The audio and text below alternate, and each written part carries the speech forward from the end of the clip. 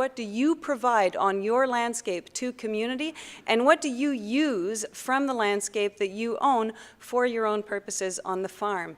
And we thought that having that conversation would help communicate ecosystem goods and services on the landscape level, at a personal level.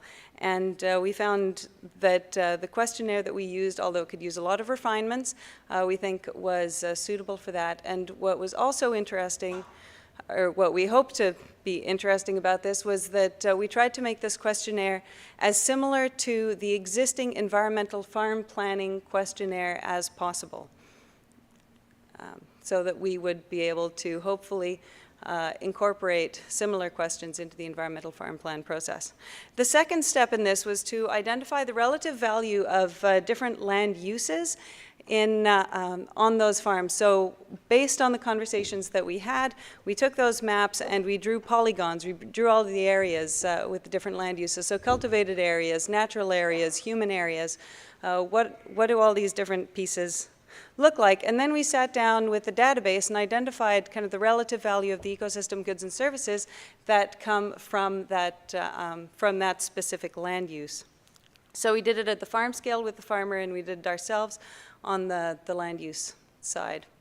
But of course, the purpose of this exercise was to both understand what is important to the farmers, and then to be able to take that language, take that on-the-ground knowledge, and communicate it back. So in each of your packages, you have pamphlets that we designed to essentially communicate the idea of ecosystem services. Their purpose is to be a tour of the farms that we assessed, so that a farmer could take this, look at it, and apply the concepts to their own land, because they can see it applied to somebody else's. So we looked at 2 dairy farms in the Fraser Valley that have very different sites and challenges. The Marheist Dairy in Rosedale is typical of a lowland dairy farming organization in the Fraser Valley. It has waterways on it, it has endangered species on it, and they have a lot of issues with excess water. Holberg Farm is in Agassiz, and although they don't have very many water issues associated with the farm, they share 1.3 kilometers with residential housing. So they are exactly at the urban agricultural interface, which is very interesting in terms of getting others to help pay for ecological goods and services on farmland, because they see it happening. They see farming happening. So I'll take you quickly through the one side identifies that a dairy farm is an ecosystem that produces milk, but it's also an ecosystem that contains a lot of processes, soil development, water cycling, air cycling, that provides goods and services, goods, crops, and services to both the farmer and the community, and that those services provide benefits, once again, both to the services, or both to the farmers and to the community. On the other side is a map, essentially, of each of the farms, identifying, and we selected a few because otherwise it would be much too busy on there, identifying the land uses and their associated ecosystem goods and services. So I'm going to take you on a quick tour of some of what we found. Obviously, cultivated fields provide goods. They provide agricultural goods, crops. They also do provide to a certain extent, wildlife habitat. This is generally considered a disservice to the farmer who ends up with corn circles or crop circles in his cornfields. It provides some services to pollinators. It also provides a lot of infiltration value. But if you move to a pasture field, this is also incredibly important for goods. Of course, it provides feed to the cows, which in turn provides dairy. However, it also provides soil processing, it provides water cycling services, and it provides a very important aesthetic service that we found to be important both to the farmer and perceived as aesthetically important to the community. Waterways are a very interesting one.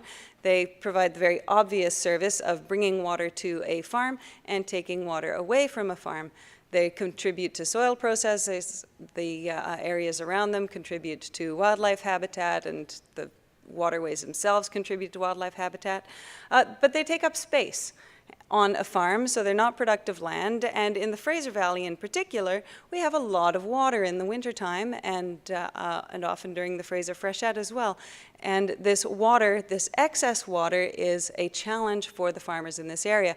What's interesting, though, is that we did this before the drought of last year, in which we actually started looking at irrigation in fields in the Fraser Valley, which is traditionally something that we haven't had to do. And ponding, this was an overlay on our cultivated fields that we found is very important. It's a significant disservice to the farmers. Ponding reduces yields on the land. However, it provides very important services to the community by allowing that water to infiltrate into the landscape, and it slows flooding downstream. It holds the water in the soil and lets that water back out in the summertime in drought periods. So it's very irritating to farmers, but very important to the community. This is one of the things we need to be looking at when we're looking at incentivizing ecosystem goods and services. On every farm, there were underutilized areas. So underutilized areas being the little spots that perhaps the machinery cannot get into. Machinery is getting bigger, you have these little corners, you have spots that you can't really get into, and either they're just tall grass, or if you use those areas, we have some examples here. In the top right is essentially a underutilized area that isn't used, and in the bottom, or top left, sorry, and bottom left and on the right-hand side are underutilized areas that have been recognized as such and are now being used for ecosystem goods and services. Essentially, they're being used for water management, and also hardwood forest has been planted here that is providing additional value to the farm long-term and provides some wildlife value. This is a shelter belt on the Holberg farm that was specifically planted to provide climate regulation on the farm. It's also beautiful, and it provides a lot of ecosystem goods and services. It improves crop yields, it reduces soil erosion by managing winds, but it also provides, you can see the clover down there, a lot of pollinator habitat. It's very beautiful, and there's a lot of pride in these essentially windrows on the farm, and these areas are less managed and provide important water infiltration as well.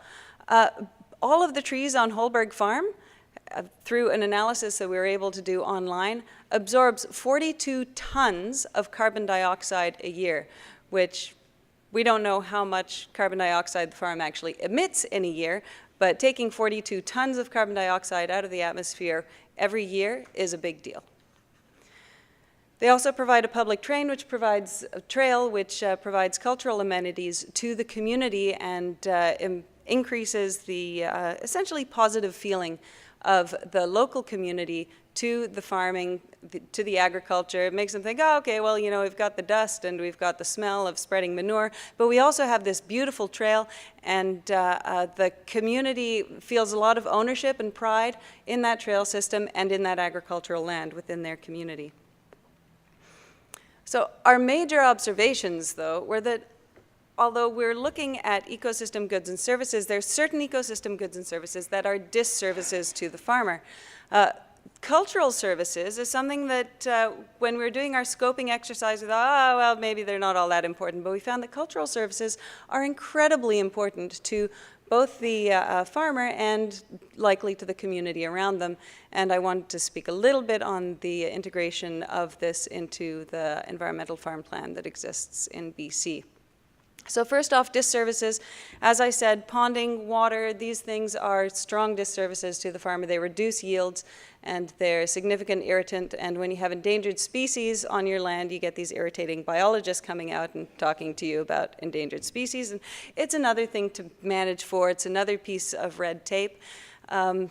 These disservices are what we need to be looking at for incentivization. Another piece that is a bit of a disservice is that the natural areas on the farm do take a lot of maintenance and management if you want to keep them in check. We have a very Teutonic Germans here who like their trees to be very pretty, and they spend a lot of time trimming these trees. But it's important for the farm to have neat, tidy areas, because that is, it helps your farming essentially. cultural services are always relegated to the bottom of the list. We say, okay, well, we get clean air, we get clean water, we get food out of these natural areas, but what we also get is a very important sense of pride, sense of place, sense of community. And when we went through the questionnaires with the farmers, in each case, we had the cultural services at the very bottom, and they said, no, no, these are really important. This is why I'm here, this is why I'm at the table. My farm, these natural areas, the aesthetic of it give me pride, and they give me a place in my community. And I think we continuously underestimate the importance of cultural services, and that's something that I think that we should be looking at showing off when we're talking about ecosystem goods and services, rather than relegating it to this kind of thing at the end that we kind of discuss because it's on the list. From the cultural services and all of the ecosystem services, essentially what we're looking at is human health. We found that almost, well, every one of the goods and services that we looked at, from air services to soil development, water infiltration, climate regulation, market goods, healthy food, they go towards human health. They contribute to human health. They contribute healthy food, local resources that provide a sense of pride. The aesthetic of it, the landscape of it provides inspiration to people, and all of this contributes to the physical and mental health, to the point that we have environmental health officers in all of our health districts now who are looking at the health of the environment in order to improve the health of the people. And we need to be discussing ecosystem goods and services, I believe, with them as well. I want to mention briefly that as we were going through this process, we had some strong, we heard loud and clear that if we're going to be looking at incentivizing ecosystem goods and services, it needs to fit within the existing environmental farm plan program. That program is designed to